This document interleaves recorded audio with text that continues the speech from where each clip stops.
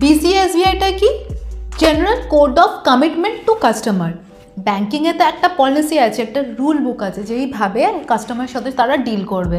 এরকমভাবে গলা ধরে তো কারোর কাছ থেকে টাকা নেওয়া যায় না, একটা তো পলিসি থাকা দরকার। সেই পলিসিটা সব ব্যাঙ্কিংয়ের একটা রুলস আছে, সেটা আপনি যে কোনো ব্যাংকের ওয়েবসাইটে আপনি দেখে নিতে পারেন। আচ্ছা, ব্যাঙ্কিং রুল অনুযায়ী বিসিএসবিআই রুল কিন্তু কখনো আরবিআইকে সুপারসিড করে না।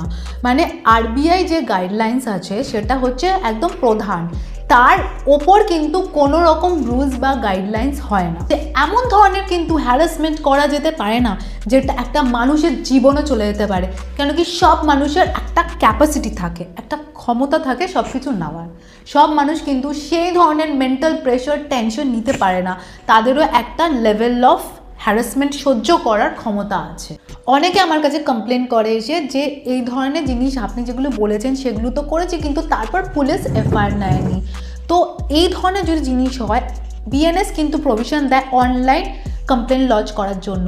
তো আপনার নিয়ারেস্ট জুরিসডিকশনে যে অ্যাডভোকেট আছে তার হেল্প নিয়ে প্রসিড করুন, আর দরকার পড়লে অনলাইন অ্যাটলিস্ট জিডি করুন, যেটা আপনার পরবর্তীকালে কিন্তু হেল্প করতে পারে।